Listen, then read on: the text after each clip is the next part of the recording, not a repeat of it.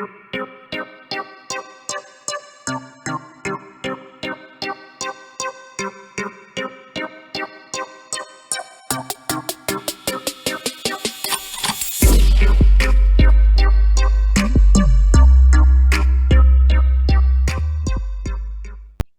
to Dubbed Up Podcast, episode 3. On this week's episode, we're about to get into the Cal game, the 59-32 drumming of Cal. I got my guys Noah and Izzo with me. Hey, fellas, how are we feeling?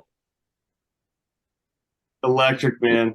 I'm so freaking excited. I'm right here again with Husky Nation, man. Just so freaking pumped. Noah and I were at the game, just losing our mind at every play. Just the way the game kicked off, just from start to finish, was just awesome, man. I'm so freaking pumped.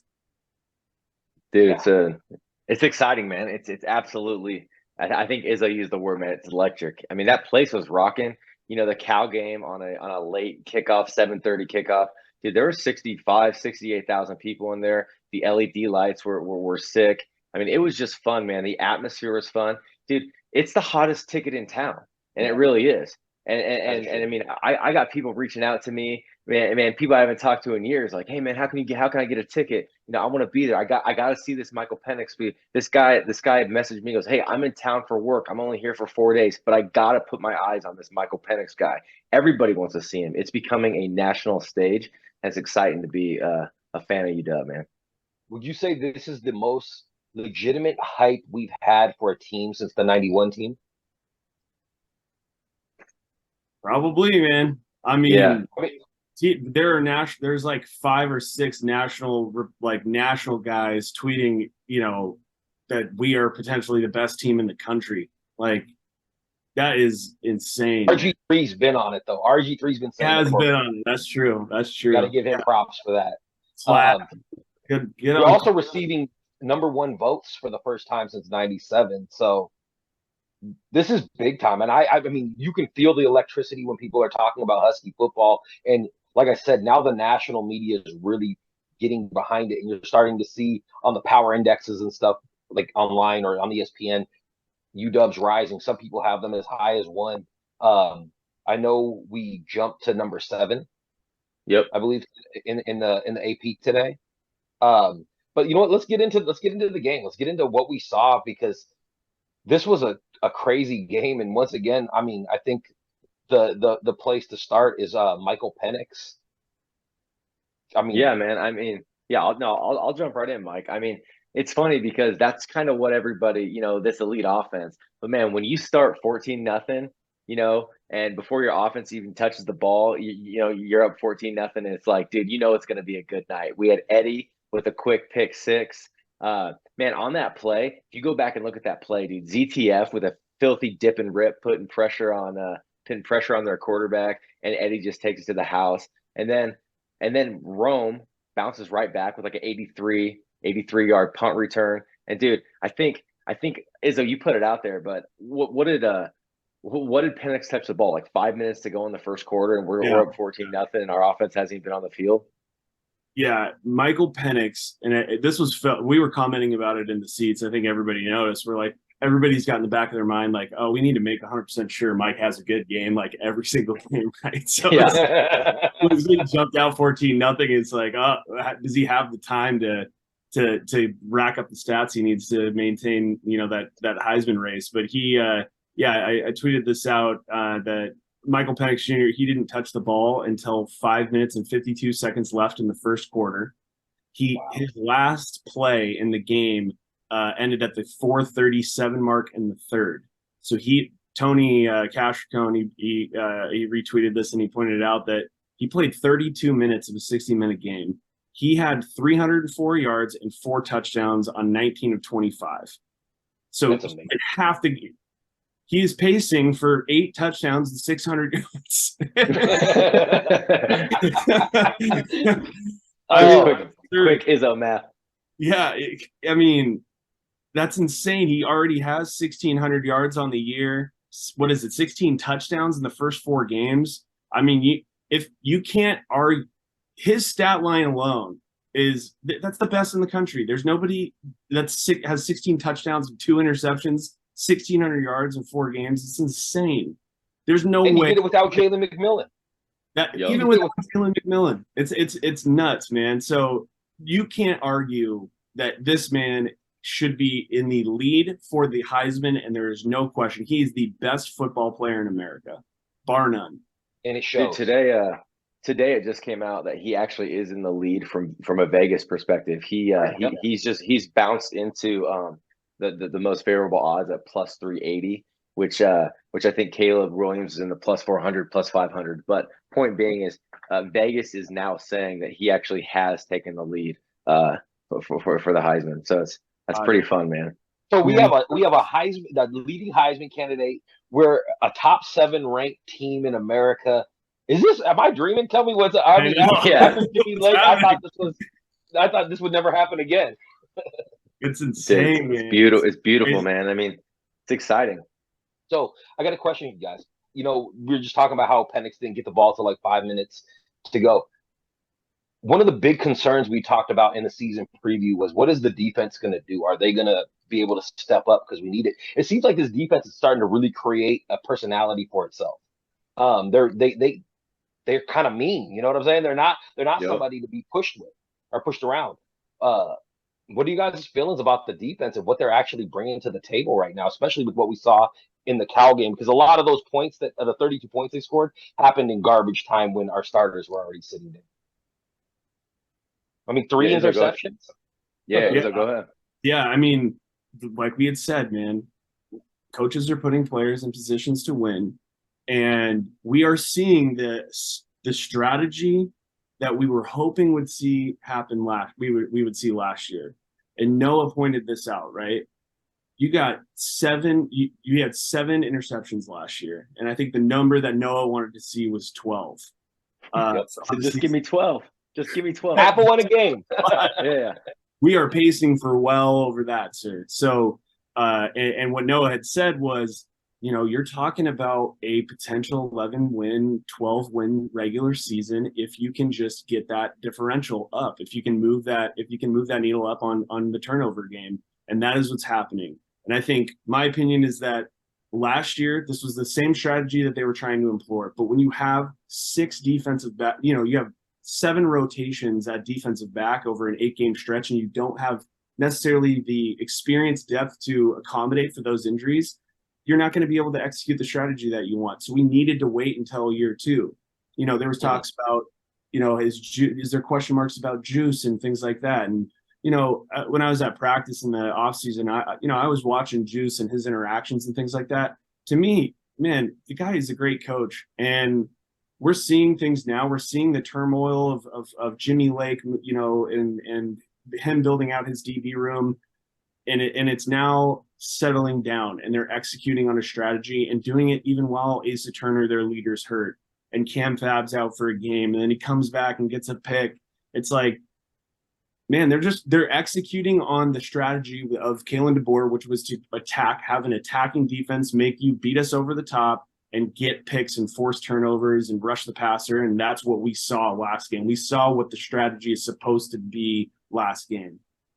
We have alphas, man, and we have hunters. And that's what we heard is he implements a hunting type defense. And that's what just, it's fun to see. We're on pace. I think it is for like 21 picks in the regular season.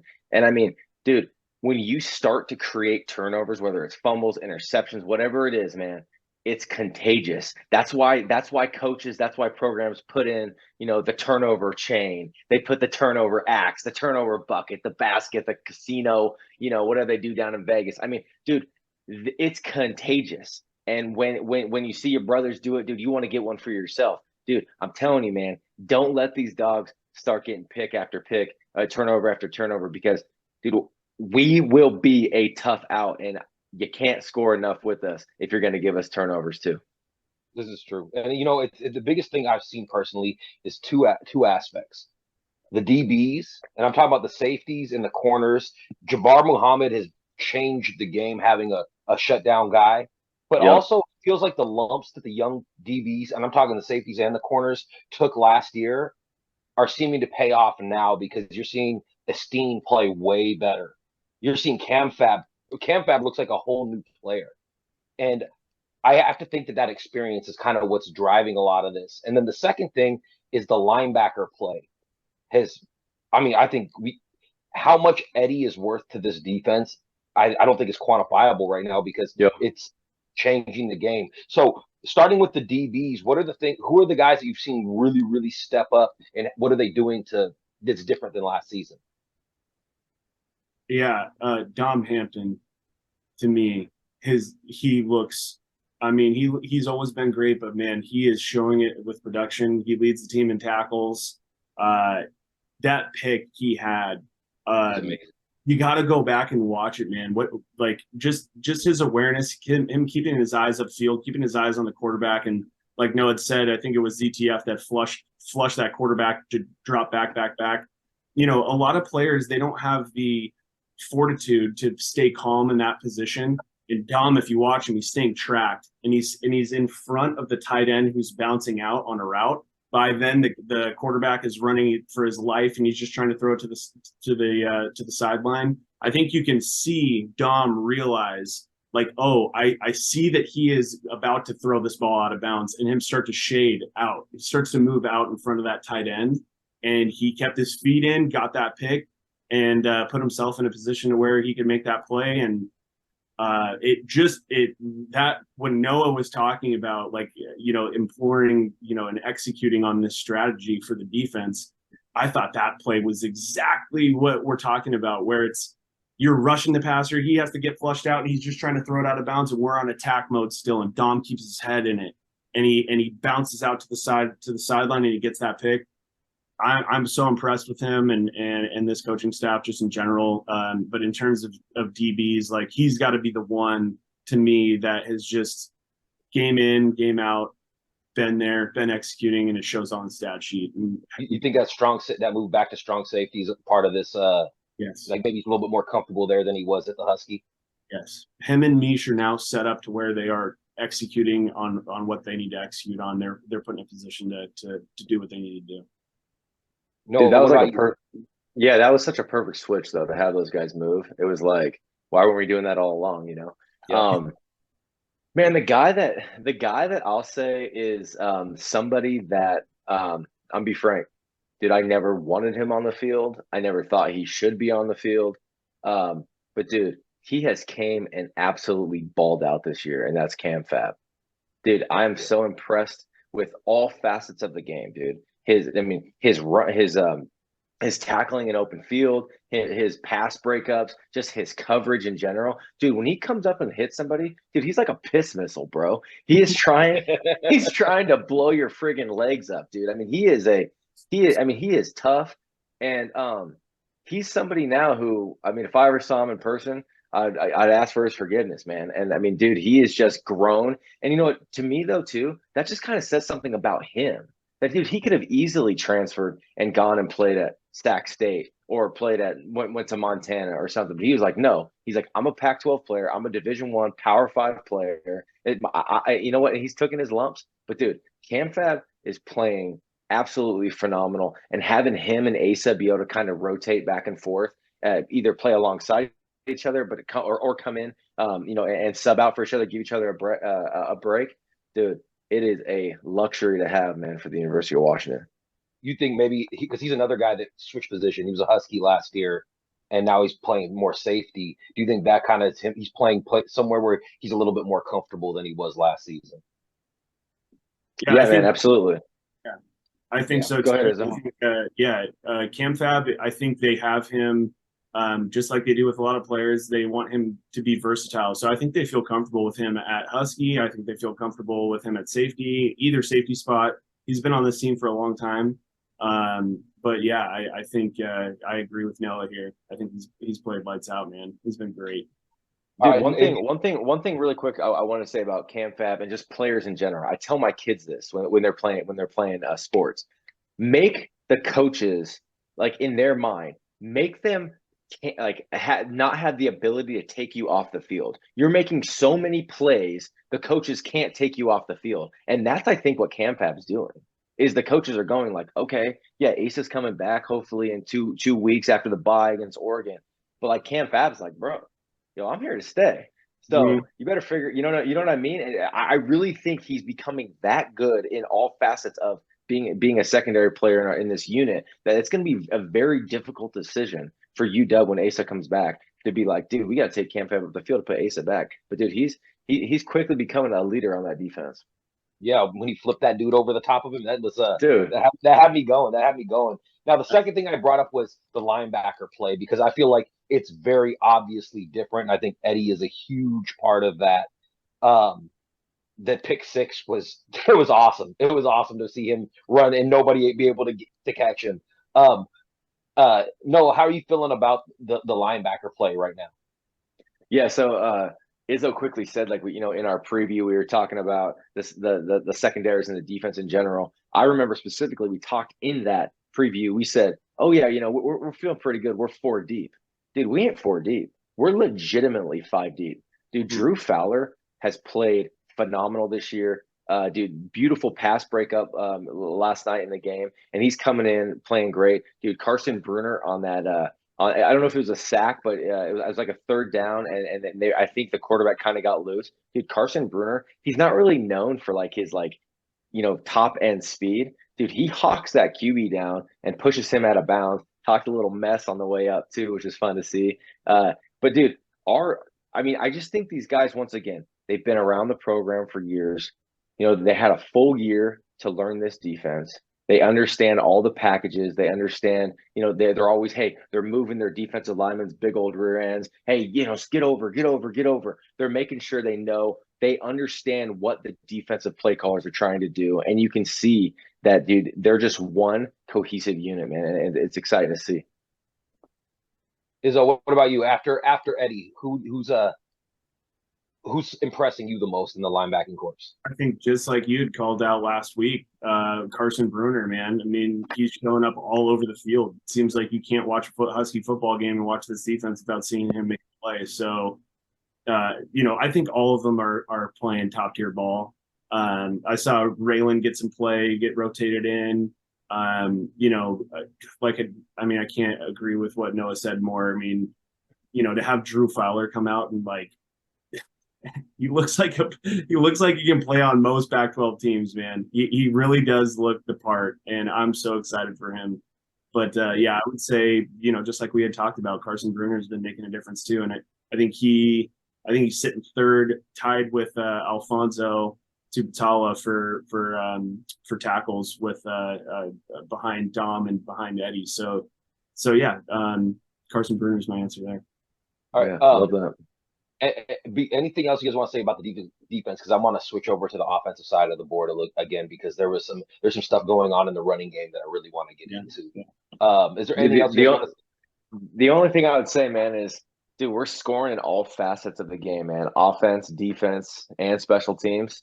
Dude, that is exactly that's a winning brand, winning recipe, man. That's how you play in the big boy football, playing a college football playoff, playing a national championship type thing. Being able to score in all facets of the game, man, is huge. Yep, and being able to hold Jade not to 40 yards. It's impressive. We're doing something right. We're doing something right. Absolutely. Now, switching over to the offense, all over Twitter, you see Duck fans talk about, oh, the Huskies are too one-dimensional. They're too one-dimensional. The last 2 games, we've come out and really run the ball really well, and we did it without Bulow in the lineup this week.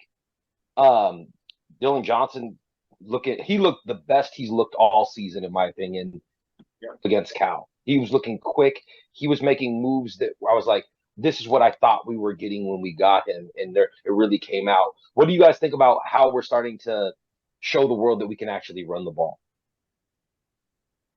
No, you want to go ahead? Yeah, I can. So when you look at this game, you're just focusing on the Cal game, for example.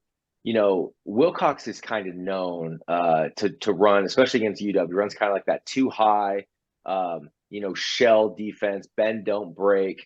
And I think our coaches are just like, okay, run your too high, and you're going to put 4 in the box, maybe 5 in the box. Well, we got multiple guys to block, and I think what you're seeing is if you're going to run that defense against us, we can run the ball too. I think Dylan Johnson had 66 yards rushing on 10 carries. dude, 6.6 yards a clip.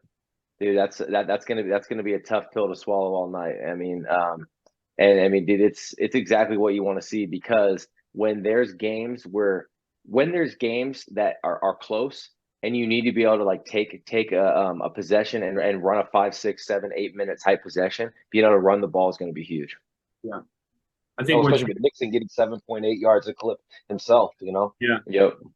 Yeah, I think between the two of them, with Nixon, averaging that, he looks like he's getting shot out of a cannon out of the backfield, man. His acceleration through the hole is something to be, that it's something to behold. But between him and having the mix of Dylan Johnson and both of them being receiving threats, and Dylan Johnson having the ability to be strong enough to inside the 5, inside the 10, you can feel comfortable handing the ball off to him 2-3 times in a row, and you're going to break the plane. They're, between the two of them, they just mesh together well. And I was also kind of just paying attention to what they were doing on assignments and things like that. Will Nixon showed up a couple times in the pass blocking game where he stepped up and he made a block. And it's like, it's just hard pressed to find anything on this offense that you have a problem with, man. Like, guys are just willing to they know something special is happening, and they're like, I'm not going to take a play off, man. No player seems to take a play off.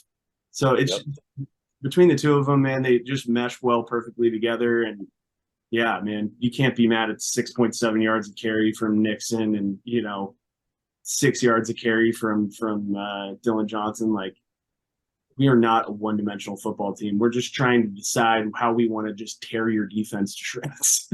Yep. Dude, I feel like go for it now. No, I was just saying, man, we're like earth, wind, and fire out there, man.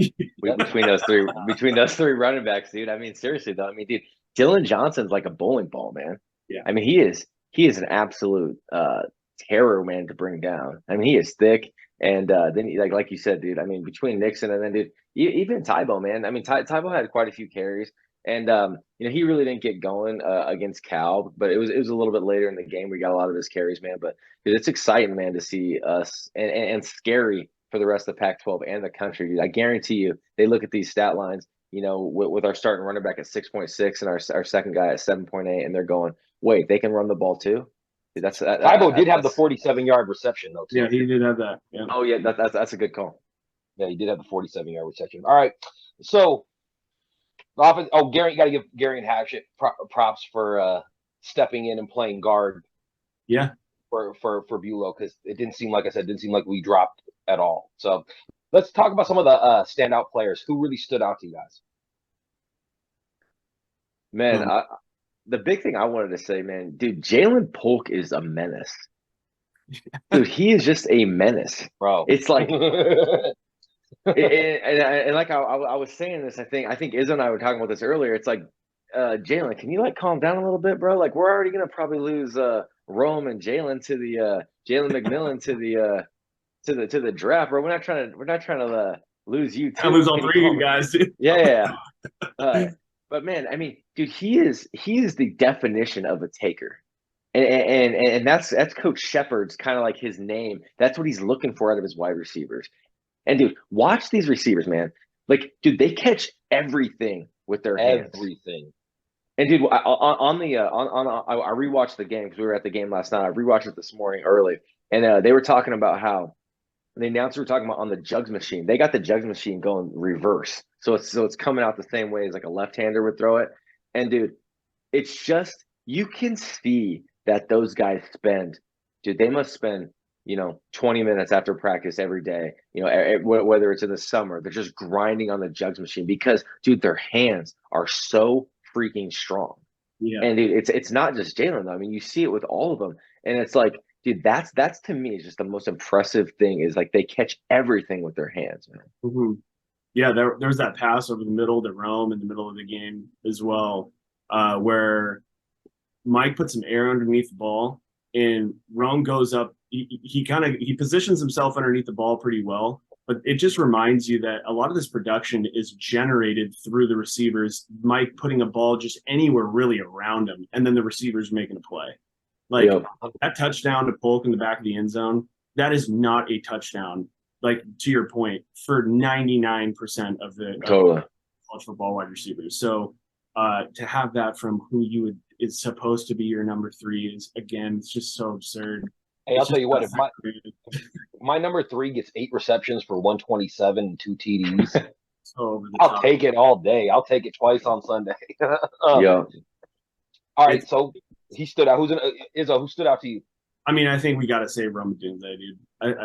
I mean, the guy, I think Evan Feather, I'm going to give you a shout out here, man. And Evan's an awesome dude. You guys should go follow him on Twitter. He's a diehard dog. He does puts out some great stats. Love him as a fan. He put out kind of making a case a little bit here for Rome for Heisman. And I'm just going to read to you what he said. He said, Rome Odunze's 2023, or I'm going to start here. Devontae Smith's Heisman season. Weeks 1 through 4, 38 catches, 483 yards, and 4 touchdowns. 1 rush, 14 yards, a touchdown, and 2 returns for 42 yards. Rome, on 27, spreading the ball between Jack Westerhover has 4 touchdowns. Jalen Polk has his touchdowns. Jalen McMillan has 3. I think Polk has 4. Rome has 27 catches, so 11 less catches for nearly 100 yards more than Devontae did in his Heisman campaign, 544 yards and 4 touchdowns, 1 rush for 14 yards and a touchdown as well, but 2 returns, 87 yards and a touchdown. Now, when you think, it's just crazy because, when you watch that 87-yard punt return, it looks like that's like a Heisman clip, dude. That run just looks like a Heisman candidate. And man, to just be here and think that we have we're at this point where our wide receiver 1 is in the Heisman talk, it's just absurd, man. But yeah, he had an amazing game again, but it's like, what is he, the first wide receiver in UW history to have over 100 yards in all the first 4 games, right? So yeah, man, it's going to be every week like this though. So it's kind of feels like a cop out, but you can't not mention him. What a game for him. Embarrassment of riches. Yeah, man. We talk so much about our skill guys, and it's like, dude, I mean, why wouldn't you, right? But yeah. I mean, one thing is, dude, we had another game where Michael Penix didn't get touched. Yeah, no kidding. I mean, dude, that is incredible, man. I mean, dude, another game, we're keeping our Heisman Trophy, our Heisman Trophy candidate upright. Our offensive line, man, dude, you got, Troy and Roger, man, dude, they're just legitimate bookend tackles, and they just come to work every Saturday, and you don't really hear about them, It's just Michael Penix just stays in stays in the game and just slangs it all over the field, and it's just unbelievable, man. They're kind of like the unsung heroes, man. Is that offensive line? Absolutely. Especially with the ability to plug and play these guys as guys have been getting hurt. That's just shows great coaching and shows depth that people didn't know we had. And one call out too, if we did lose Jalen McMillan, Jalen Polk, and Rome to the draft this year, we're forgetting, man. Giles Jackson comes back next year. You've got Denzel Boston. The guys right behind these dudes are really good. Jeremy Bernard. Jeremy Bernard. Yeah. Well, yeah. Yeah. So Jeremy Bernard looks like he's a budding star. Like he's about to, as soon as he starts getting the balls thrown his way, he's gonna be that next one. Bro, Jeremy Bernard is Deebo Samuel, man. I don't know if we ever talked about that on the podcast, but dude, he is like Deebo Samuel in the dude. I mean, he's an absolute clip of Deebo Samuel. Absolutely, after the catch, man. Dude, Yak King. Yak King, run dudes over. He's so fast. All right. Before we move on from the Cal game, is there anything else you guys want to cover before we get out of here?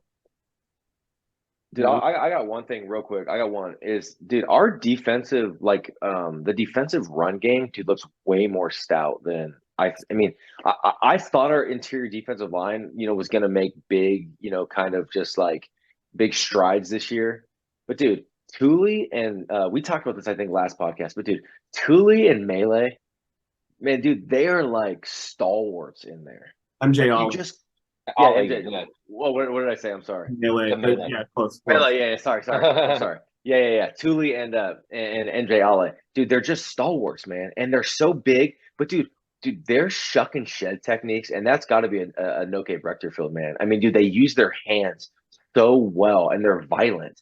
And dude, and then we bring in Bandis. He's getting in the backfield with his dip move. And I mean, dude, then one of the Parker twins who's healthy. I mean, dude, it's just dude, we are getting off blocks, and it's just dude, it's really it's exciting to see. I use that word a lot, but I think that's like, dude, it's electric. It's exciting. I mean, dude, this is the University of Washington, and dude, we're national news, and it's just freaking awesome, dude. And it's just seeing these guys, especially along the defensive line, man, they're just it's money, dude. Hard to find a position to be mad at, man. All right. Yeah. Now we're going to bring in UW recruiting guru, Matt Stein. Matt, welcome to Dubbed Up. Appreciate it. Glad to be here. We had a lot happen today, so let's dive right into what's going on with UW recruiting. Yeah, for sure. Honestly, all of our commits are playing really well. Some better than others, but we'll just kind of go into some of the stats and where the quarterback and everybody else is playing. So, leading off Marmar Davis, he's currently 99 of 136, over 1,400 yards passing, 15 touchdowns, 2 interceptions, and he's run 22 times for 128 yards with 3 touchdowns. And right now his high school team is currently undefeated, so that's pretty legit. Decker DeGraff is exceeding realistically even what I was hoping he would do in his full senior season. Right now he's just a complete mismatch weapon. 40 receptions, 714 yards, and 8 touchdowns. He's also playing defense. Not full stats on that one updated, but Max Preps is what it is. Then you got Justice Williams. They're having a little bit of quarterback issues with Oaks Christian right now. Definitely been struggling a little bit and keying in a little bit more on the run.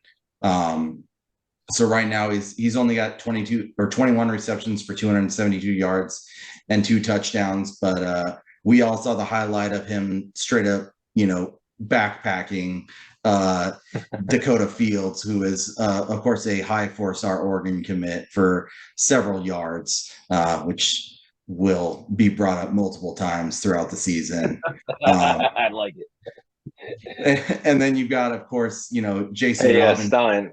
Yeah, Stein, real quick on Justice Williams. I mean, he plays at Yeah. Oaks Christian. That's one of the toughest leagues in California, isn't it? It's absolutely a challenging league. They've faced a gauntlet. Sierra Canyon took them to the woodshed, unfortunately, which is an incredibly loaded team with 4 stars across, both their offense and defense. And like I said, they've definitely been struggling, but they do have a really great running game that they've keyed in on with the 2026 target of ours, Deshaun Rideau, who is pretty beastly himself.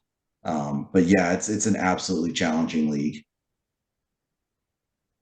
And then moving on to our other wide receiver commit, Jason Robinson Jr. He's a yak king for sure. 32 receptions, 539 yards, 7 touchdowns. He's run the ball 5 times, scored a rushing touchdown. Definitely impressive. And then rounding out our offensive play or offensive commits, you've got, with the exception of today's commitment, Pocky, they've only got 1 loss in the season, but he's leading an offensive line that's rushed for over, their running backs have rushed for over 1,200 yards and 11 touchdowns already this year. So they're just mauling people on the ground. He's excited about pretty good. Yeah, Pocky's a bulldozer, man. Absolutely. Really athletic. And his coach loves him, which is great, and says repeatedly he loves UW, which is what we always like to hear throughout the season. Moving over to the defensive side of the ball, you've got Ratumana Bulabulavu, who we've all seen the stats. They're only updated through 4 games. He's played 5. They did just suffer a loss this past week. But in 4 games, he's got 31 tackles, 14 and a half tackles for loss, 12 and a half 12 and a half sacks, and 11 hurries. We know the level of competition, but that's still really impressive no matter what level you're at.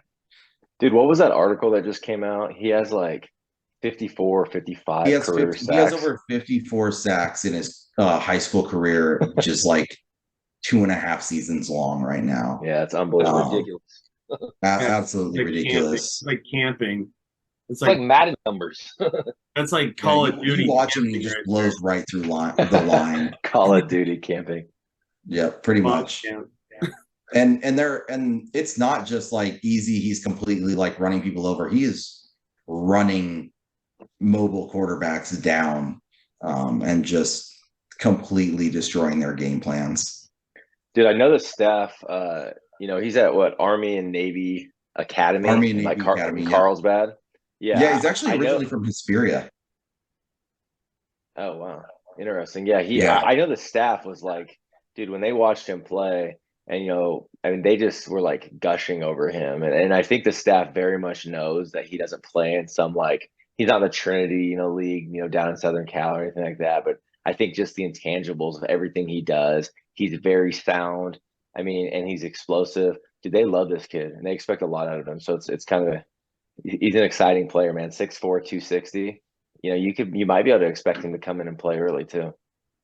Yeah, he's definitely got a frame where he can probably add at least another 30 pounds and play inside, completely inside, which is nice. But even if he wants to, we want to play him kind of more of that tweener role, that Jeremiah Martin role that Trice is kind of taking on this year. That's also possible with his frame.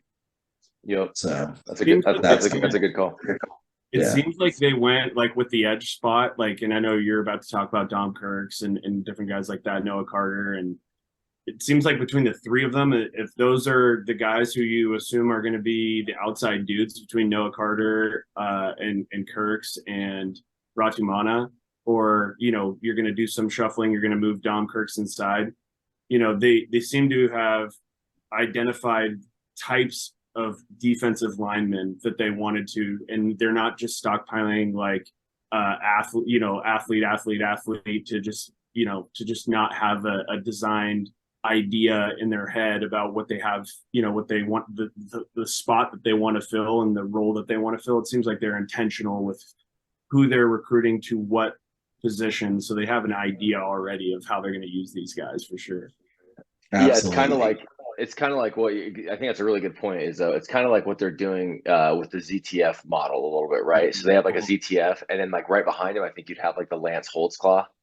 And then now, looking at this class, you look like a Noah Carter type player. It's that speedy, twitchy end that when that quarterback rolls out to the side, like we saw in Michigan State and last night, dude, that player on that backside can run him down like that. So, I mean, I think that's a really, really good point, dude. Yeah, I think you're seeing the two types you're seeing. You're seeing the guy that's tall and lean, and then that guy that looks like he could be a tweener and move inside and be a little bit bigger, like Ratumana is. I mean, you see the same thing with the Seahawks as well. They have the bigger guy that can slide in, and then that guy that is a rush artist, Yeah, for sure. And speaking of Noah Carter, through 4 games, he already has 19 tackles, 2 tackles for loss, 4 sacks, and an interception. He's been playing a lot on offense as well. So, he's definitely making his presence known. I've caught a few of his games so far. And even when he doesn't make the play, his team, he's basically flushing the quarterback or running back into one of his teammates. So you see a lot of them with those TFLs and sacks as well. So it's exactly like you said, that more speed rush end, but that doesn't mean he doesn't operate with power. And I think him playing basically a big wide receiver on offense and making some pretty significant plays really helps him with that athleticism and kind of knowing what that, what the offense is potentially doing as well. So he's nice. Dude, how is he the most athletic out of the 3 of them? I would say yes. If we're talking about just sheer athleticism, I would say he's the most athletic out of the three. Okay. Dude, how about being like just a normal, high school DB, and you're like lined up in the nickel, and and Centennial, bounces Noah Carter out there like in the slot, 6'3", Or 220, 225. Yeah, 225. Just looking at you like, all right, kiddo, we're gonna have some fun with you. Like it's kind of funny, man. It's really not fair because he 5'9", moves really 165. well. Yeah, yeah. Yeah, he moves super well for the sides on offense. Like you would think, oh, maybe he's a little bit more like lumbering like a tight end. No, man, he's getting that separation too, which is really cool. And he's had a couple of go up and get it plays. Nice. I think actually this last game, they don't have stats published yet, but I think I saw on their score tracker that he returned a fumble for a touchdown. So he's got that athleticism as well. And then of course your other two defensive linemen, you've got Dom Kirks in Ohio. He unfortunately got injured. I'm hoping he's going to be back next week I've got to reach out and find out. But he's only played 2 games, but in those 2 games, he had 9 tackles, 3 tackles for loss, and 2 sacks already. And we've seen the highlights of him literally throwing offensive linemen to the ground. So that's going to be really exciting to see him be able to play both inside and outside as well, kind of fitting again that Jeremiah Martin role.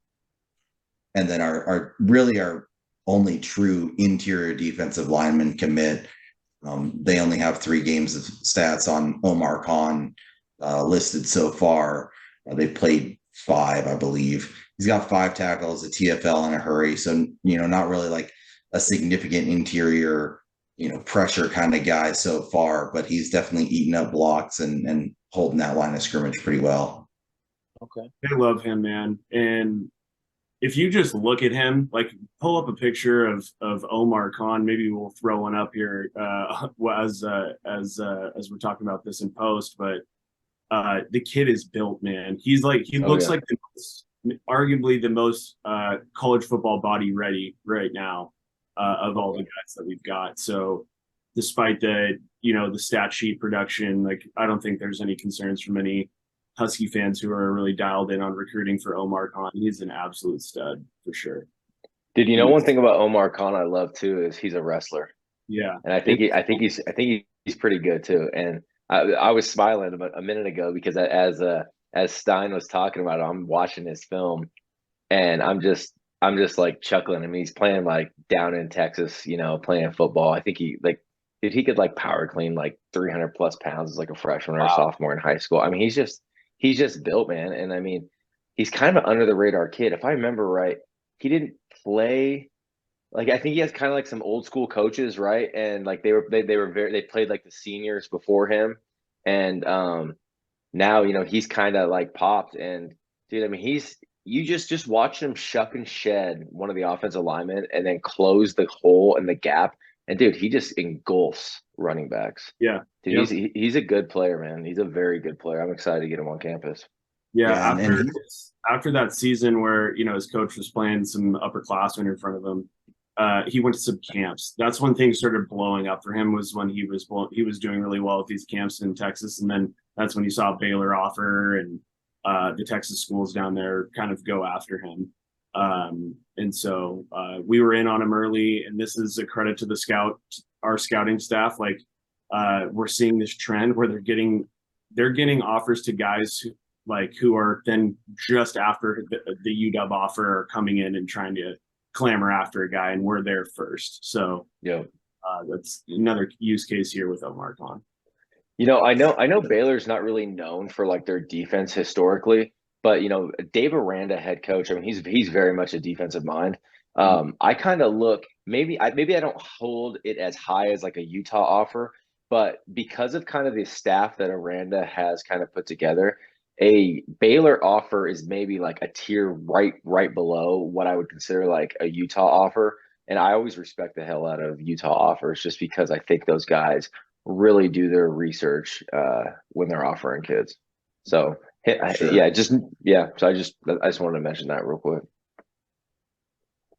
Yeah, for sure. No, I'm really looking forward to his upside, and that's somebody that, again, with where our defensive line room is, and will be even next season, we'll have the depth to where if we need him to, he could probably play, but more likely than not, he's going to redshirt. That's what I would think. Thought of him and Alenius side by side on the interior defensive line is an embarrassment of riches. It's Future awesome. That's bright. fun. Nothing wrong with that. No. Who you got next for us, Matty? Probably I would say arguably my favorite player in the class right now, and that's Kamori House. Obviously another linebacker out of Bosco. We're already seeing what another linebacker from Bosco is doing on the field for UW, playing pretty well and playing early in the rotation. But he's got 28 tackles, 4 tackles for loss. He's only got 1 sack on the season, but it was against, or on Oregon commit Michael Van Buren in their win. So, and then he's got a pass defense as well. But he's somebody in all reality, Bosco rotates like 5 linebackers in various different positions. So you've got Jordan Lockhart, you've got KVA, you've got House, and then you've got I can't remember what their other linebacker's name is, but he's a senior as well. And they'll just rotate those guys out, but sometimes they'll push House out into like the slot, almost kind of like their version of the Husky position, and he's out there covering tight ends and slot wide receivers, and he's got the speed to do it. Yeah. Would you say he's kind of like a Keyshawn Bierria? Yeah, I definitely say so. He's really fast, and that's such a nice thing to have. He's definitely gained some weight over the off season, and I think he's playing about 210 right now. Okay. It's always nice going head to head with a player against Texas and beating Texas out for him. So that's always fun. Yep. And then moving into the secondary, you've got Elias Johnson out of Jesuit. Now they're not having the greatest season. They are winless, which is as a kid who grew up around that area, is surprising to hear. But he's playing both offense and defense, and unfortunately, Jesuit hasn't updated their defensive stats yet. But so only stats I have for him are offense, which are 3 receptions for 61 yards. But I know he's definitely making an impact in the defensive backfield, and I think he's got a lot of upside. He's one of those kids where his best football is absolutely ahead of him, and has tremendous upside, probably at either the corner or the safety position. He's just long, but love to hear everybody else's thoughts on that too. Yeah, I agree with you. I think when we all saw those clips that were coming out from before the season where he was like just his hips and length, like it's really obvious that he has the intangibles. And so we'll be curious later on when Jesuit updates stats and stuff like that to see how he's doing production wise. But I assume it's good. Like Yeah. you just watch him and you can tell that this is a D1 starter in the future for sure, whether that's at safety or corner. Yeah, I'm game for him. For sure. And then our final commit is athlete, but he's going to play safety for us, Peyton Waters. He literally does everything at Birmingham. He's thrown the ball. He's 3 for 3 for 43 yards. He's run the ball. He's got 6 carries for 99 yards and 3 touchdowns. He's been a receiver. He's got 19 receptions for 290 yards and 3 touchdowns. And again, this is through 4 games. Birmingham's a little bit behind in updating stats. And then on the defensive end, he's got 16 tackles, 2 tackles for loss, 1 pass defensed, and a blocked field goal. So, and is Washington recruiting him as a safety? Yeah, they're recruiting him as a safety. So very similar to what they did with Vincent Holmes last year as well, who played a lot of wide receiver, but also played safety and is going to play obviously primarily safety at the collegiate level. Didn't Vincent Holmes, didn't he return punts in high school too?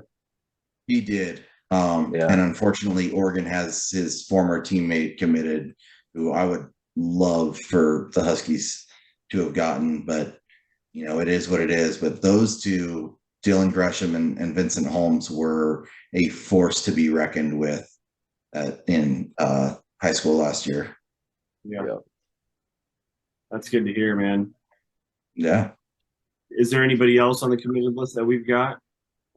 That should be it. Obviously, we're on commitment watch for another guy, hopefully, and then we have our most recent commit, which I'm going to defer to you to talk about because you've watched a little bit more of his film. Yeah. So DeVete, and I'm going to save trying to botch. I would definitely botch his last name. I'm going to dial in my pronunciation on it before I attempt. But DeVete, he's an offensive lineman that we secured. I'd kind of gotten word that he might be on campus, and it sounded like things kind of parted ways, either mutually or I'm not 100% sure what happened with between us and Iki Tupo, who we were going after for a while there. But I think the staff saw this kid from Fresno, and to them was an absolute no-brainer. So what I know about DeVete is that he hasn't played football for a long time. So he's a little bit raw, but when you watch his film, he moves fast. He's 6'6", 305 pounds. He's in that mold that Scott Hoff loves, where he likes outside of the center position, very rangy, long offensive linemen that are versatile. So that if he loses a left tackle or a right tackle, that he can feel comfortable in shifting somebody who's got experience in playing to the outside or vice versa. And so he fits the mold in that because while he's a large human being, obviously, and he looks like a tackle frame, he's fast enough. His footwork is so good for somebody who's played only a couple years of football. He's pulling and getting to his spot, blowing up the gap quick and clearing guys. I mean, so he's got in his huddle film, he's got kind of game by game breakdowns, right? He's got his clip of games 1 through 3, and then he's got his last week's clip. And I didn't need to look past last week on his film to see somebody who Husky fans can feel very good about as an offensive lineman for the future. So, I highly recommend you go watch his film, despite the fact that he got his first D1 offers like last week, one being from us, another being from, I believe, Fresno State. I think he's got Sacramento State as well. Understand that basically this kid is blowing up right now. So this is not somebody you should judge their ability on paper just by how many offers they have. Go watch his film and you're going to be kind of blown away, as I was. You shocked me, man. When I saw his film, he was pushing guys around in the running game like they were rag dolls. Yeah. He is for him. Absolutely. It's the way that I would put it. For him being a little so in the young, lower half, but he'll get bigger. He'll get bigger. Yeah, Ron McKeefer will take care of him. He'll be just fine. One thing I noticed about him, and just mentioning his only playing football for 2 years, dude, look at his stance, and then look his kick stance as he jumps into his pass protection. Dude, it's pretty polished. I mean, it really is for a player who's only been there for 2 years. And dude, even when he kind of gets off balance, if you watch some of his games, dude, he quickly gets right back. And so, I mean, I got a feeling at Clovis North where he plays, I bet you has a pretty good offensive line coach because he just seems very polished for such a young player. Yeah, I agree. It's exciting, man. He's gonna be tough, and I wonder if he plays a little bit of hoops. He might be kind of Does. nasty. He does? Okay, yeah, yeah. I'm pretty sure he does. Yeah. I gotta remember just pulling from my memory bank here, but I'm pretty sure he does. Yeah. Imagine trying Yeah. to fight a rebound from that guy. That's what I'm saying. I mean, he looks like he plays other sports, man. His feet are just too good just to be a single offensive lineman, man. Tony, he's got nice feet. Very similar to Elijah Jaquette too, who was a forward in basketball as well. Mm. And his, we've always talked about his footwork as, as something that's a pro for him, and kind of, this guy seems to have a little bit more of a wider frame than Elisha, but would probably be more suited inside, which I'm assuming they're going to look to push him into. But he's definitely sounds like one of those players who's got just like Elias Johnson, his best football's coming ahead of him. Maybe almost like a Zach Henning type, player where a little bit slept on. Yeah. And Noah made a good point about if he's only been playing football for a short period of time and he's got these got the know-how on the kick step and his his mechanics and things like that. To our staff, that shows coachability, right? And so if there's some things that when you think about UW staff taking on what you might say recruiting ranking wise as a project, or even tenure in football as a project, the biggest key has got to be for them that this kid is coachable, because the intangibles he's a big kid.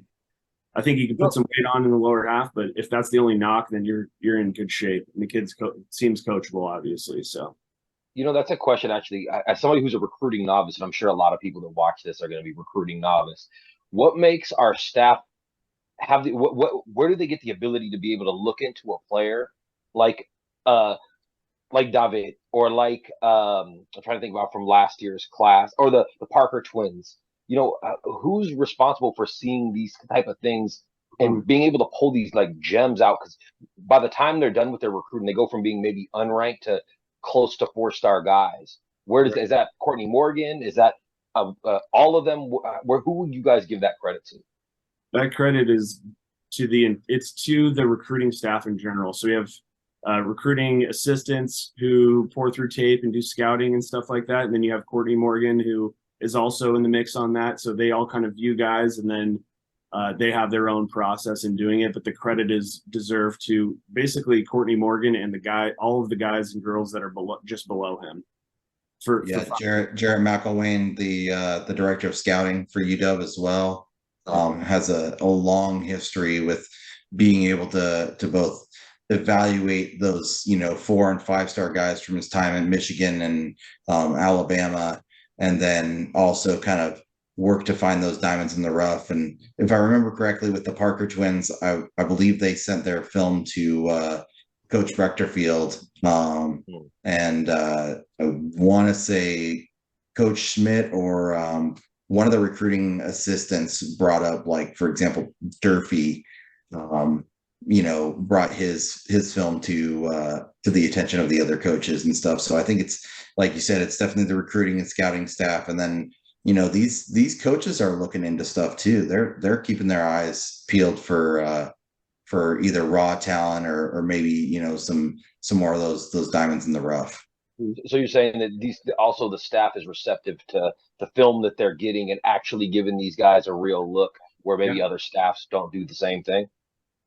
Absolutely. I mean, you can even look at like a player of this class, like Justice Williams, who, when we first offered him, I think he maybe had a 247 page, which is, unfortunate. And then after he, committed, that's when you really start to see, oh, okay, maybe we should evaluate this guy, because everybody was looking at his teammate Chase Farrell, who's a Stanford commit, and they weren't really looking heavily enough outside of his dad's alma mater in Syracuse. So he's one of those guys that, as we started taking more of an interest in him, other schools did as well.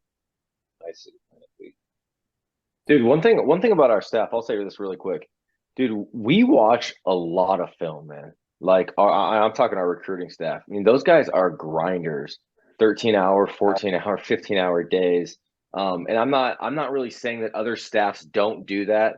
I just know that what we do at UW, man, did they lock themselves in like the recruiting dungeon, man, and they watch a ton of film. And if they see a guy pop like DeVete, they probably put a 5, 7, 10 clip package together, probably go deliver that to Scott Huff and say, hey, man, dude, we really should look at this kid. And I'm not so much saying it's exactly with DeVete, but I'm saying in general, like that's kind of what usually would happen. And then Scott's probably like, Coach Huff's probably like, hey, give me some more film on this kid. He looks like he could play at this level. And then it would probably kind of start the process. So hope that kind of answers your question too.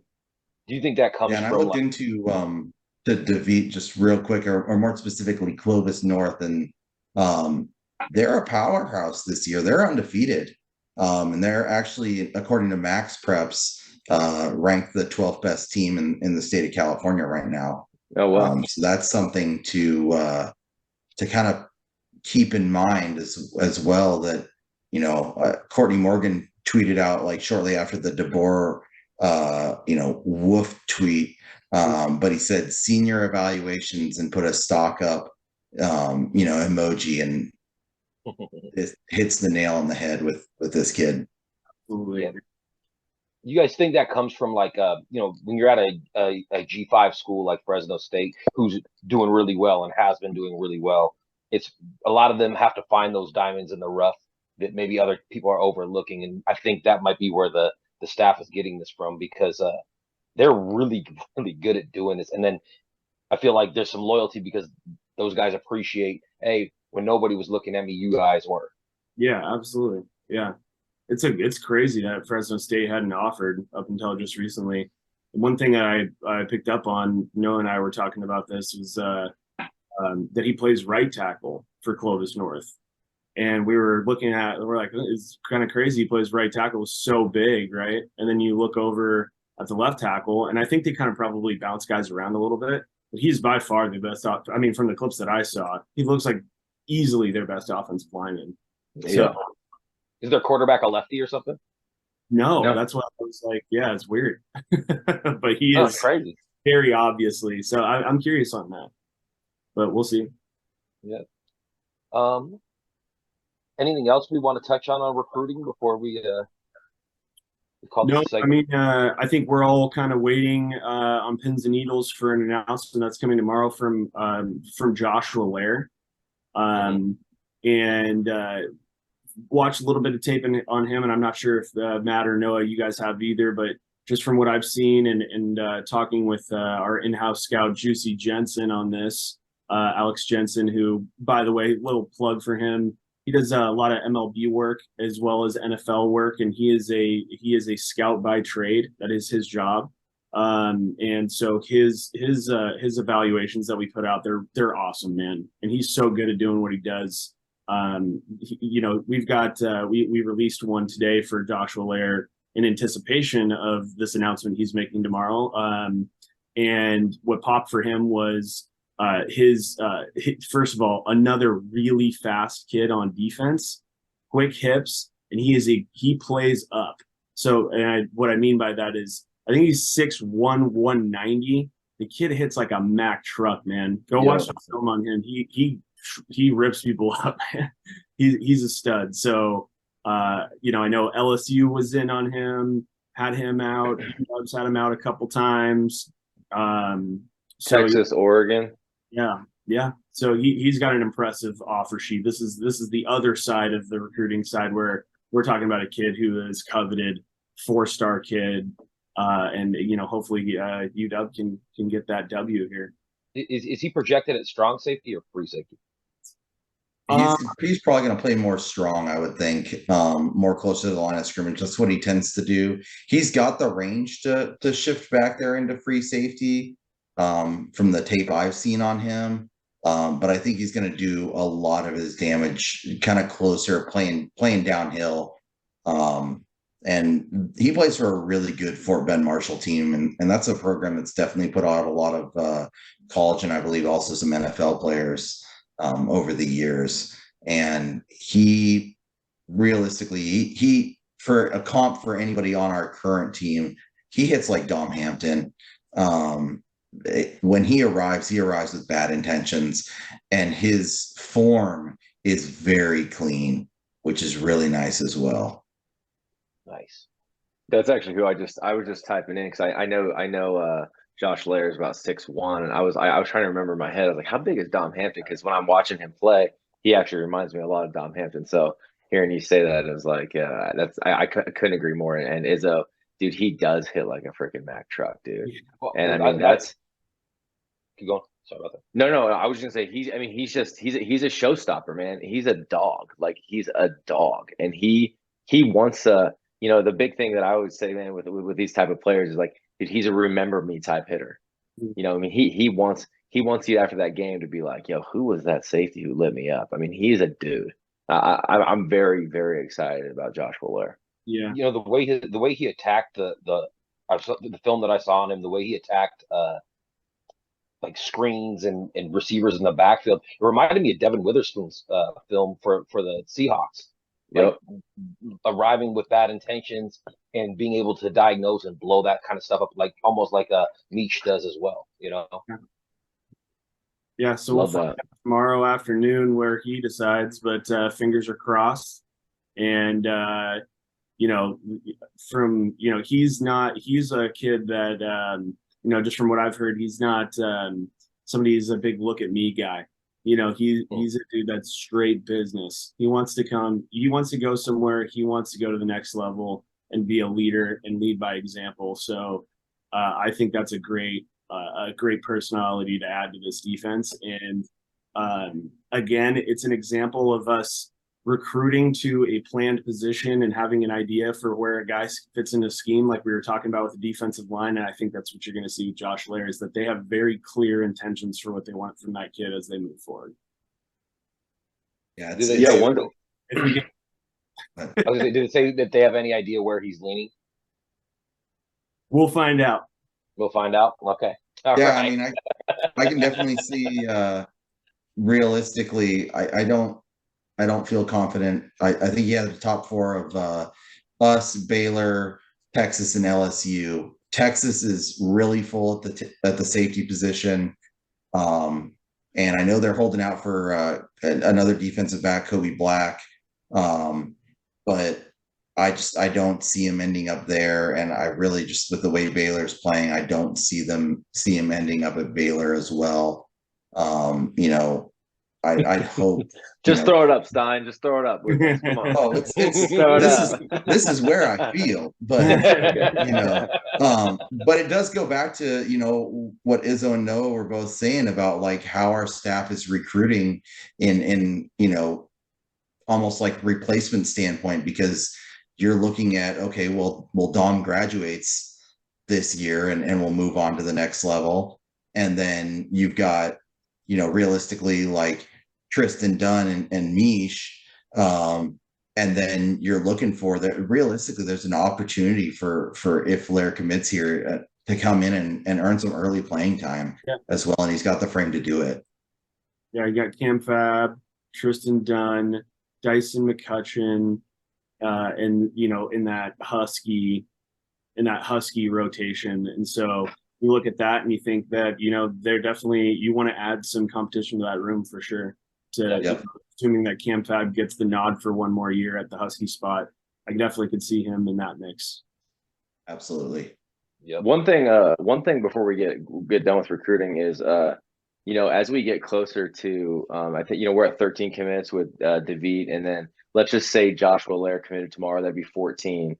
Izzo and I have talked about this a lot, but I don't see us taking like 20 high school commits. I mean, we're going to be right at 15. I bet we probably take 15 commits to probably like kind of end the year, right, going into December or like early December, and then I think UW would I think we'll still hold like a couple spots for like those can't miss type guys. And we've had that over the last couple of years, especially with DeBoer.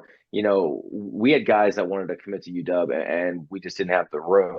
So I think that's one thing that the staff has kind of been committed to, is, for lack of better words, is they aren't going to use all the spots in case as UW has another big year and guys want to jump on board, that they have those open spots for them. Somewhere Yeah, between, I feel like recruiting is gonna be a lot different towards the end of this year, right? We're undefeated than it was last season. yeah, yeah. I think somewhere between 15 and 18 is realistic, and your eyes are on Jason Brown, Kyan McDonald, Jericho Johnson for spots, past Lair, and so we'll see. There's possibility that there's one more in the mix there too, but we'll see as well. So, somewhere between that 15 and 18 mark is realistic, I think. And then, like last year, I think we took 11 transfers, 11 guys from the portal. That's probably a similar number this year. So you think 18 is the hard max? Like that's as far as they're gonna go. Yeah. 18, I think, would be like, if, like Noah said, you're getting some guys that want to, flip, some higher guys that want to flip. Yes. That we absolutely need to take. Yeah. It's crazy what the transfer portal's done to recruiting. How it's such a different approach now.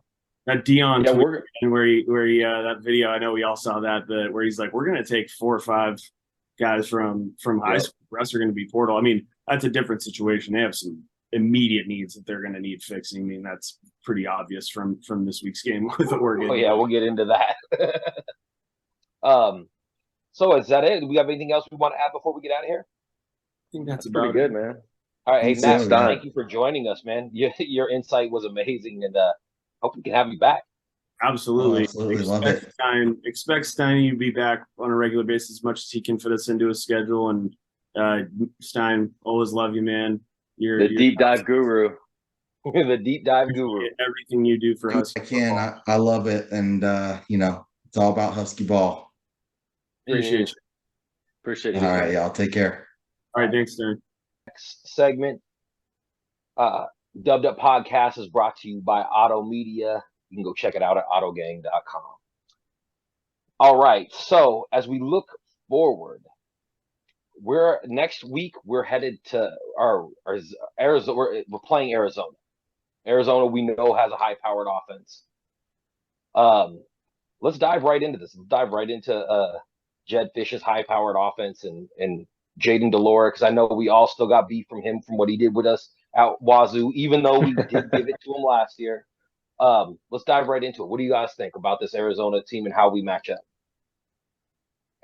Yeah, man. I mean, I'll say, dude, Arizona they're a weird team, man. I don't know a different way to say it is, though. I mean, they're kind of like Jekyll and Hyde a little bit. It's like they've got some absolute playmakers in McMillan, and is it Singer on the outside? Is that who the other one is? I mean, dude, they just have absolute guys out there, and I mean, they got a good running back in Wiley, and dude, I mean, it's just, but it's weird. But the problem with Delora is, he has all these touchdowns. They throw the ball around all over the field. But the reason why I say they're Jekyll and Hyde is then they get into a game versus like Stanford this past weekend, and I think they're down 3 late in the game against maybe one of like the worst Stanford teams in the last like 20 something years. I think they beat Stanford 21-20. So it's just interesting. I mean, this is a team who, dude, they'll put it on you. They can score a lot of points, but then they have a blunder where they, like I said, they beat Stanford by 1. Like they play down their competition, right? Kind of, yeah. I mean, and maybe you know what? Maybe it was a look-ahead game. Maybe they know they got Washington coming in, this week, and so maybe they didn't really, put a ton into, their preparation for Stanford. But that's the best way I think I can explain these guys is they're just Jekyll and Hyde. Yeah, their defense is not scary. They've got Manu there who he's got a couple sacks. They've got some guys who can get to the passer. So this might, if you look at the game and you're like, well, do they pose a threat, on the defensive side of the ball? I don't know about these offensive lines that they've played or the schemes that they've been faced with to this point, but they're just not a team that, I think Jed Fish is a good coach, but they're not playing well coached right now. And I don't know if, I don't know exactly what that has to do with Jaden Delora's 5 picks to this point, but you can't turn the ball over against UW and expect to compete with them. So when I look at this team, they're really, it seems like they're really top heavy in the sense of you've got Delora, you've got McMillan, you've got Cowing. And Cowing, yes, Cowing, Cowing, not Singer. I think I said no, yeah, Singer. I no, think he's at USC now. I think, right? correct. Yep, Yeah. yep. Okay. So it seems like it's those three, Manu on defense, and they've got Upshaw on defense. Both are linebackers who get to the passer a little bit. I think Manu has 3 sacks. Upshaw's got 3.5, and that's about it. Can we all acknowledge the fact that we're playing at Arizona and we've always in the desert? Just I know no. Yeah, that's what I was about to bring up. The desert, we don't do well in the desert. Dude, my heart's been broken in the desert one too many times. Yeah, a lot of things got to go insanely horrible for us to have to drop a game like this. And I know that's sacrilege when we go to say so confidently, but man, does anybody really think that this is the year we're going to go to Arizona and lose to Arizona?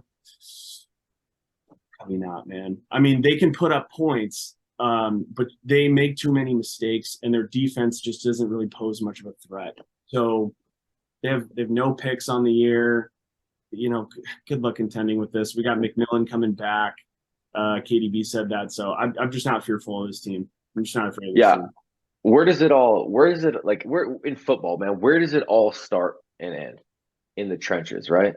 Mm-hmm. Dude, we should dominate these guys in the trenches on offense and defense. Like no question. And I mean, I think you see that. I think you see that in the opening line. I think the line's at like 17.5.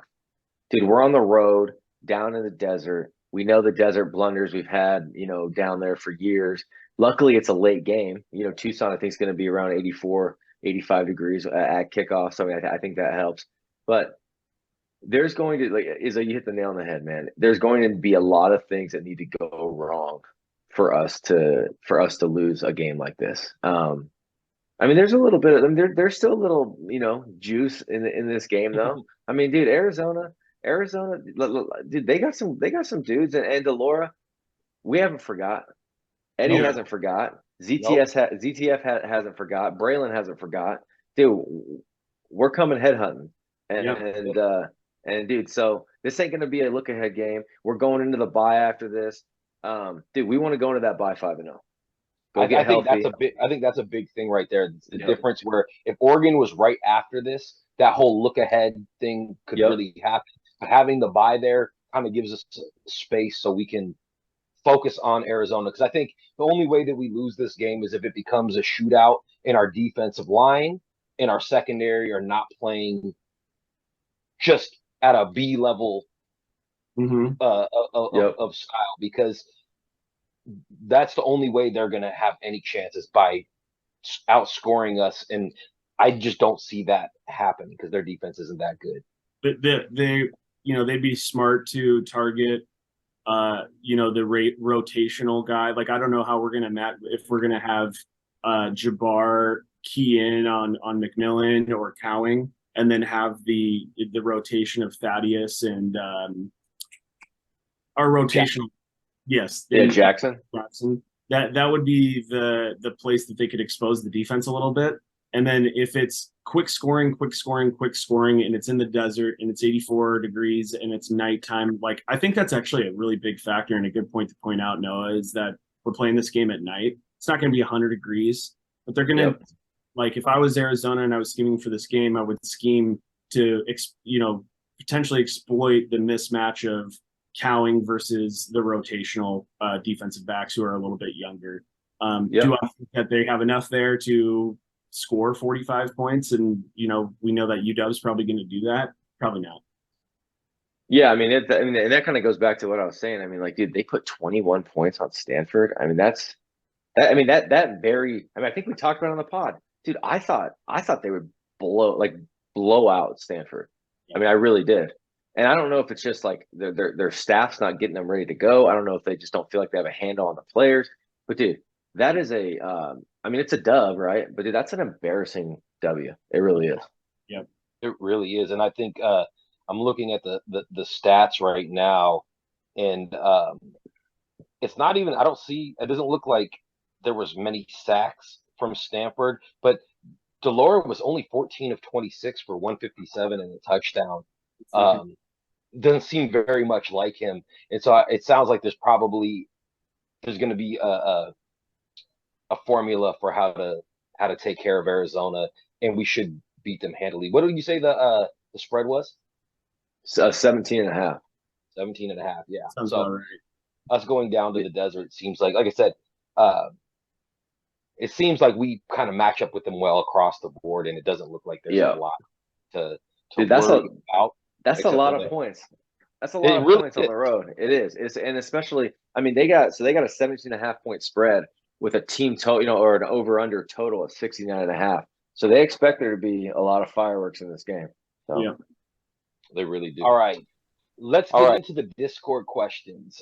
From OnlyFan, I like to hear how the young safeties are playing since Asa been hurt. Who's going to emerge as the longtime starter of the young bunch? Which one of you guys want to take that one? Yeah, I mean, I mean, I think Stein, has played phenomenal. I mean, I think he really has. But earlier in the podcast, I kind of talked about like who was like the person that's really stood out to me on film, stood out to me watching the game. I mean, I think Cam Fab. I mean, I don't think he's going anywhere, man. I really don't. I think when Asa ends up going to the NFL next year, I think that you'll see Cam Fab jump right in and kind of take over that safety position. Yeah. Yeah, I don't think we have enough of a data set yet to say with certainty that Nunley or Steen has taken and solidified a position for the future. I would agree with Noah that if I had to choose one, that it would probably be a Steen, but that mostly has to do with just stat line. For me, isn't he a lot older too? I don't think so. He's pretty. I think they're actually the same recruiting class, if I remember right. Yeah, I think maybe. I think they're both like second year guys or third year guys. Yeah. So they're of the younger group there, but you look at the freshmen that were brought in last year in the last year's class, and you think about Peyton Waters and mixing those guys in.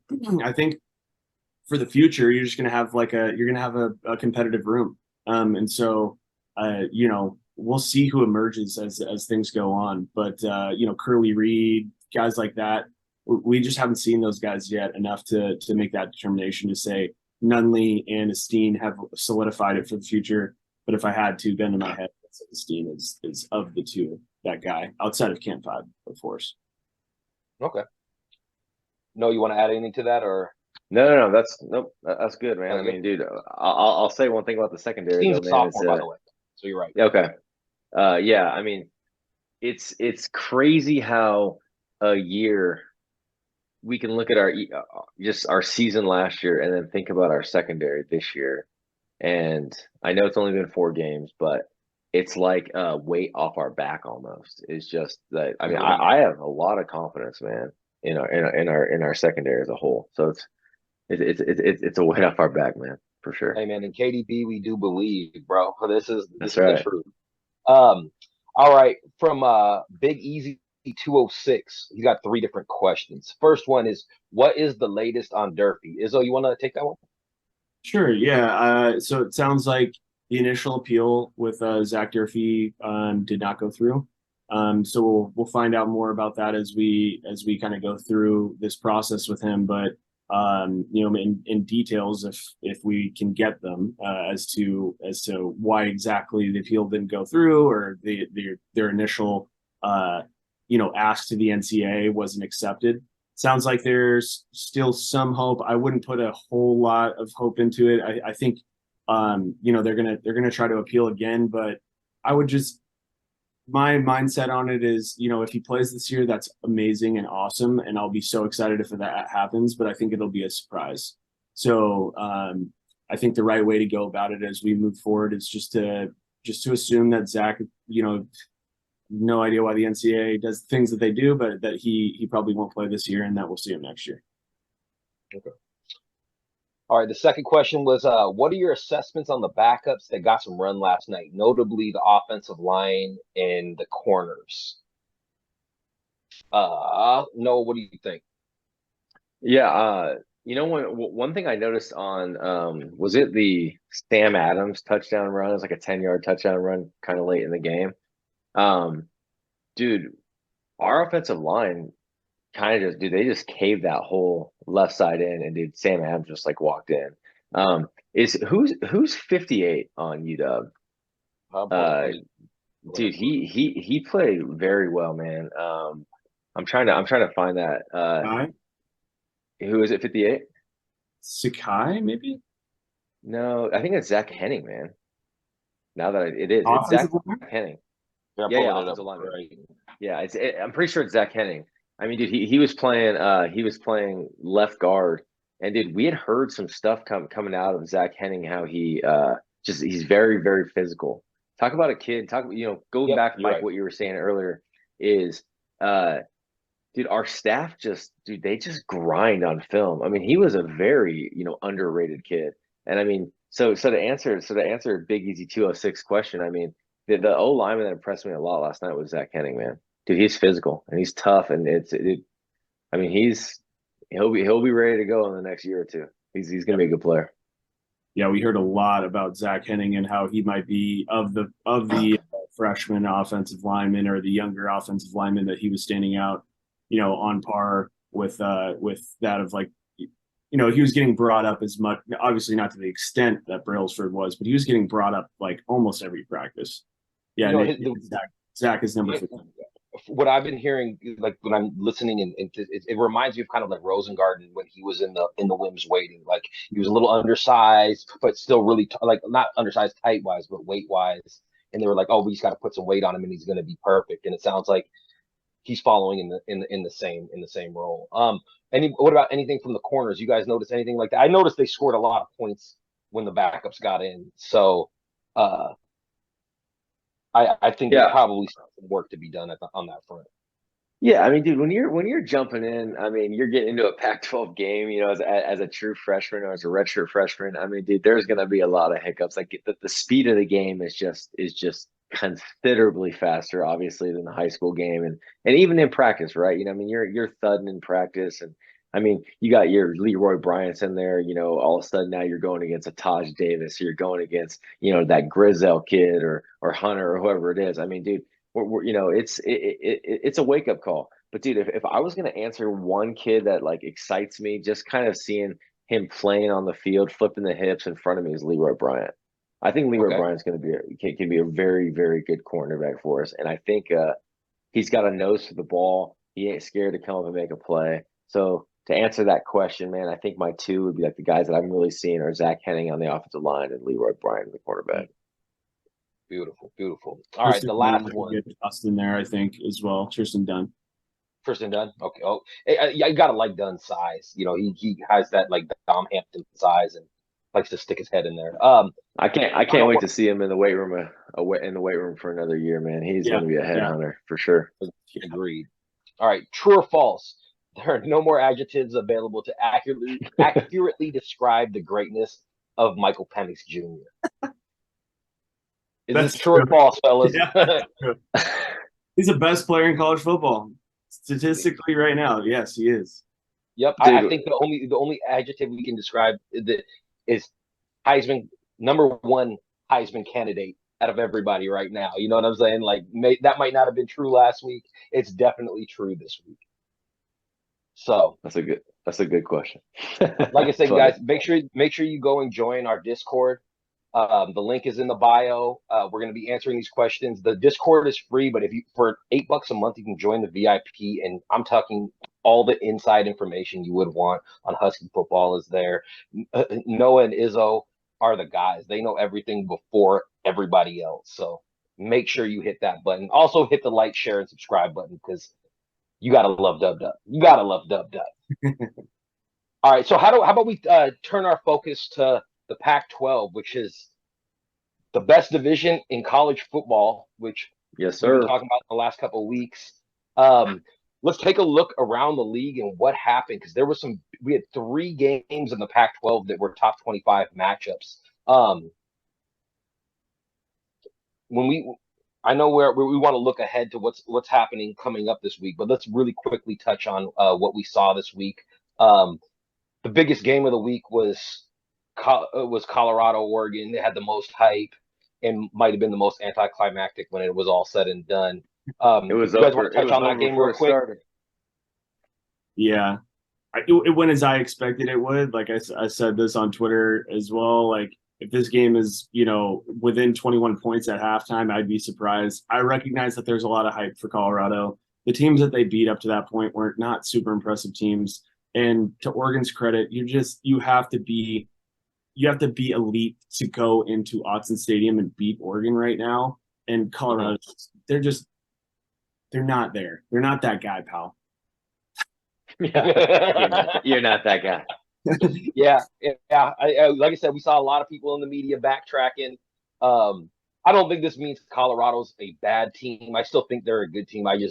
They're not elite yet, and I think elite teams are elite in the trenches, and I think that's where you're seeing the biggest fall off when it comes to Colorado's game. We also had was it Utah UCLA? Yep. I gotta admit, I'm pretty impressed by Nate Johnson and his ability to lead this team in Cam Rising's absence. You would think they would have a loss, and they keep pushing. What do you guys think about Utah? I think Tough. yeah, I think they're tough, well coached. I think they are exactly who they are, the team that we thought they are. I don't Nate Johnson, his stat line is underwhelming just because I don't think that they want him to go out and win the game for them. I think they want to play to their defense, and that's what won them that game. I don't know how many people watched that, but it was on before the UW game, and it was a dogfight, man. They did not like each other in that game. Both good defenses. Utah ended up coming out with a W, but that game could have gone either way. These two, they're to me, they are that tier below the Wazoo, Oregon, UW, USC tier because You're putting Wazoo up there. I'll throw Wazoo a bone because I think that they look Jeez. really good. Their offense looks really good. But I mean, they're probably below UW, USC, and Oregon, obviously. But I think just below that is I'm not afraid of you. I know are they in the top 10 now? Bro, if you were gonna put Wazoo up in that tier, you should have put them glasses on, baby. Come on, man. If you're bumping a hot take like that, you got to put the glasses on. Yeah. Yeah. Well, you know what? Let's talk about Wazoo and the Oregon State game, the battle of the Pac-2. That catch, I can't remember who made the catch. It was a one-handed grab. Dude was draped all over him. Ward looks really good as a quarterback, and Wazoo looks the best that they've looked in a long time. What did you guys think about that game? What were your takeaways from the Oregon State Washington State game? Dude, I'll be the first to eat crow. I thought Oregon State. I don't care the game was in Pullman.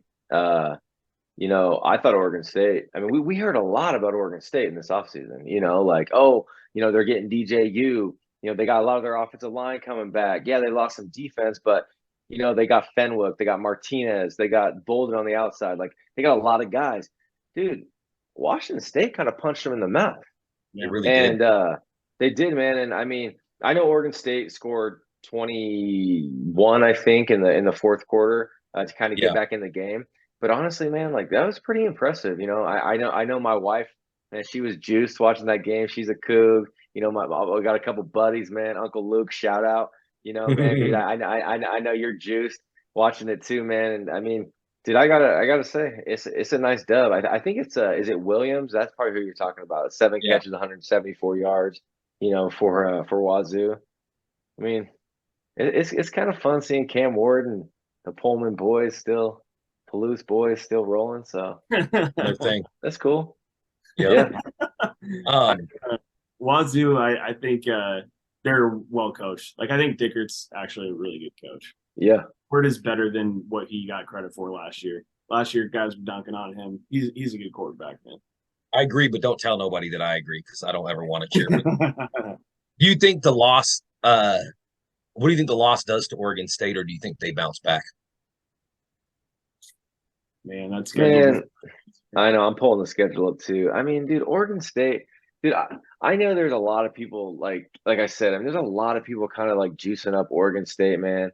Dude, I think they lost a lot on defense, and I think it kind of shows. I had that like kind of suspicion as they lost a lot, but dude, I mean, I think they lost a lot more than people think. I mean, dude, they got Utah, this coming week. Then they got Cal. I mean, dude, there's a lot of winnable games on that, but then they got to close out the season. Uh, what is that at UW, and then I'm sorry, UW at home, but then they got Oregon on the road. I mean, dude, they probably got 8 wins in there at least. Total 8 or 9 wins total in there, which No makes a matter lot of who you sense, are in the honestly. Pac-12, you got a tough schedule because Yeah, yeah, 8 of the 12 teams are really good, and I yeah. think you could say 4 of them are probably elite. 3 to 4 of them are elite. So the last game I just want to real touch on quickly before we move on to what's happening next week is what did you guys think about excuse me, SC's performance in the desert? Um, they looked very susceptible and kind of looked like they were brought down to earth a little bit. Shocking, I think, is a word like that's like the word that comes to my mind.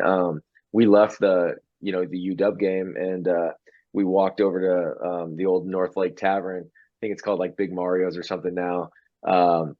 And dude, we were kind of, I mean, like I said, shocked. I mean, to see that they were, I think when we walked in, I think they were up by 5, and I think it was the fourth quarter or late in the third or something like that against Arizona State. I don't care if it's you know at Arizona State, at USC, whatever it is. I mean, dude, Arizona State didn't even know who they were starting at quarterback till like 4 hours before the game. I mean, that was very, very shocking, and I think we'll see what I'm blanking on the USC coach's name, but Lincoln we'll Riley. see kind of. Yep, exactly. We'll see what he does this week. Like what does he get out of his kids? Because dude, you got a big L coming to somebody if you play like that against 4 or 5, 6 teams in the Pac-12. So So what'd you think? That defense is begging to get exposed by like a really good offense to me. And Michael Penix Jr., you mean? Yeah, I mean, I'm buying my tickets for that game. I'm going to go down there because I think UW can put it to them and be the team that exposes them. But I honestly think they'll probably get exposed again before we see them. So, yeah, we'll see. I basically aligned with Noah. I'm surprised by it, but I'm not just the way their team is constructed. It's not like a UW team where everybody's just keyed in and dialed in. Every position's just playing well right now. There's some places for them to get exposed. Yeah, they seem to be defensively. They seem to be trending down. To be actually honest, and when you look at like Oregon or UW, it seems defensively they're trending up. Uh, let's look into that. Then that's a good place to start for as we go around the league for this week coming up. Is SC is playing Colorado, who, like I said, they're coming off a hard loss, and I could see them losing to SC, but I also could see their defense being exposed because there is a lot of firepower on that Colorado offense. So, what do you think is going to happen in the SC Colorado game? Izzo, let's start with you. I think USC is going to beat them by 2 or 3 touchdowns. I think the gap is still there. And it is hard to watch. That Colorado offense was just like head scratchingly bad, like without Travis Hunter. And I don't think Travis Hunter is the difference maker by all means to like close the gap between how horrible Oregon just dismantled that entire team. But I don't see SC is not the get right game. Okay. I don't think so either. Noah, what do you think? yeah, man, I think you'll actually kind of see. I think you'll see Colorado's offense kind of get right because I think USC's defense is just so bad. Um, but I don't know. I think I always look at these games, right? And I always I like to sports bet a little bit, so I'm always like, what's the spread? What does it look like? And I think the line's at like USC minus 23. Up in Boulder. I'll tell you this: the Bucks took a bad loss, but dude, their fans will they'll be out there to support them. Remember, it's the big, I think, what do they call it, big noon kickoff game. So it's a 9 a.m. game. So probably 10 a.m. At a Folsom Field. There'll be a lot of points scored in this game. A lot of points. I think USC will probably win handily in the end. But I bet you this thing's going. I bet you they score 80 plus points in this game. Yeah. A lot of fireworks. Yeah. You know what the over under is, just out of curiosity? It's 73.5. So take the over. I'd take the over. Dude, Yep. Do I know the over? Uncle No always knows the over. All right.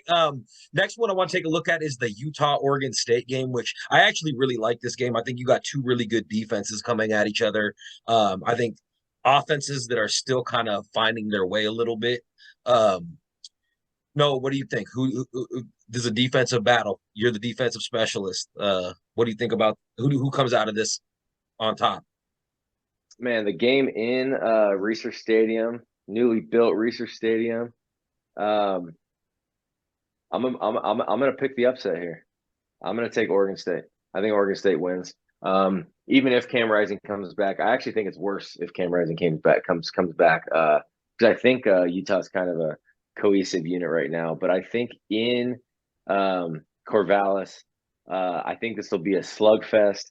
But I think in the end, Jonathan Smith's going to rely on Martinez and his running game, and I think it'll be a low scoring game, maybe like 23-19, 23-21, something like that. But I Like think the UCLA game was. Yep, I think Oregon State gets them though. I really do. Izzo? I agree with Noah. I think Oregon State's going to want to blow the doors off of the team, and I think this is the wrong time to travel into Reser. So yeah, I'm with Noah on that. It's in Yep. State. I'm with you on that. I don't think Utah. I would disagree that I would think that Rising coming back would give them a chance. I think it would increase because Nate Johnson to me he's just not a good, to me he's just not a threat, So I think he's okay, but I think if Rising came back they could make it a game, but I got Oregon State winning. Okay. All right. Let me look at this. Okay. We got Oregon and Stanford, which Bro, they're Oregon gonna blow the Stanford. door. Yeah. We don't even got to talk about that game. They're gonna blow the doors off those guys. I think the line's 27. That thing will climb to. It probably climbs to at least 28, 28 and a half. I mean, this game, just kind of like the Colorado game, this game should be over at halftime, no question. And then Arizona State and Cal. The who cares matchup. Yeah, literally. Yeah, I have no idea. I don't even care to even talk. Doesn't about matter. No. As UW fans, we don't care. All right, Yeah. so we're looking at a 5-0 Husky team and a 5-0 Duck team playing in Husky Stadium here in 3 weeks. Dude, that's what we're hoping for, man. Dude, I'm telling you, it's gonna be a fun one. Yeah. Get your ticket. Get your tickets now. So as we go into this Arizona State game, let's get our predictions, boys. Izzo, I'm going to start with you. What do you see this score, and anything else you might want to add as far as playing out as us going to the desert playing Arizona? I think this final score prediction is going to be 52-30, and I don't have anything to really add in terms of the environment. I think this game should play out how everybody expects it to play out, which is it's going to be somewhat of a shootout. Like, we're going to probably trade some touchdowns at the beginning, but once, if everybody stays healthy on our defense, once we get a sense as to, all right, here's the environment we got to play in, here's the heat, here's, the Cowing McMillan, duo that we got to contend with. I think once we make a little bit of adjustment, we put some pressure on Delora. I'll make a prediction here. I wish I had my. No, but I did. There we go. Oh, what are you nerding on me? Going the nerd route, baby. These are my wife's glasses, her reading glasses. Those are cute. I got a prediction. I got Delora throwing two plus picks in this game, and UW taking it towards the end of the game. We'll run away with the thing. That's what I got. Okay, Noah. Nice, yeah.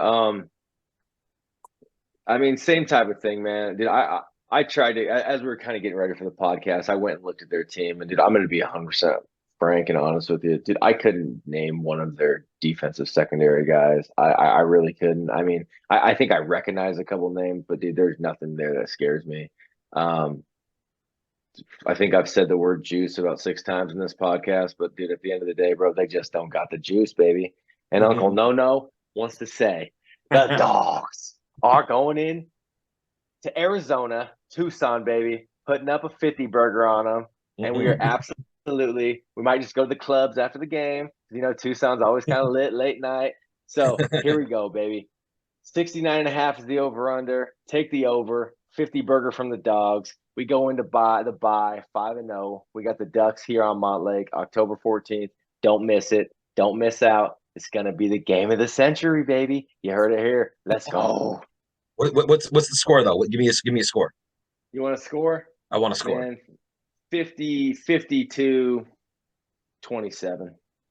52-27. All right, I'm gonna go. I was gonna say 52 as well, but I'm gonna pick something that's different. I'm gonna say it's 48-24, and I think Penix has another huge game and is out of there by midway through the third quarter. Yep, love it. Yep. All right. Anything else before we get out of here that you guys want to make sure people know? Anything from that we covered, from the episode? No, really, man. Yeah, if you're not in Dub VIP, get in there, man. We're gonna be doing maybe a couple separate videos that I think we'll keep on the side just for VIP members, where we talk a little bit about some inside info.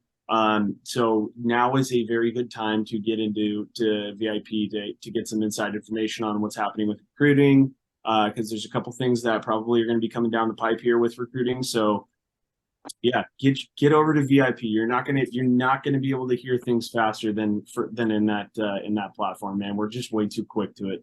Just the whole community is on board, and so it's so much fun, man. It's such a fun time to be in there. So get in there. Izzo's being really humble. Get in there, man. Get your ass in there. It is a great place to be, especially if you want that inside information and knowing what's happening before everybody else. And I know all you folks out in Twitter, you guys want to be those people, so that's where you go. The link is in the bio. Noah, what about you? Yeah, man. The only thing I'll say, man, is I'm thankful, man. Thank you guys for tuning in. Dude, we had a guy come up to us on Saturday at the game, and he said, "Hey, man, I know there's a lot of podcasts coming out, but it's just really fun to just see 3 guys who are just like true fans of the university, man. And we just got that purple and gold pumping through our veins, and we just love the dogs, man, and we love the community. And dude, we're really working to put out a podcast every week, so look for it. And just once again, man, thank you guys. Go dogs, man. That's all I got. All right, so make sure you like, subscribe, share this. That's how people are going to keep following this and how this is going to build. So if you really support Dubbed Up, make sure you do that. Make sure you join the Discord, and also go check the Twitter. Like I said, right up here is our Twitter handle. You can go get all that great information and find out everything live, how it happens. For myself, for Izzo, for Noah, this is Dubbed Up Podcast. Go Dogs. Go Dogs. Dogs.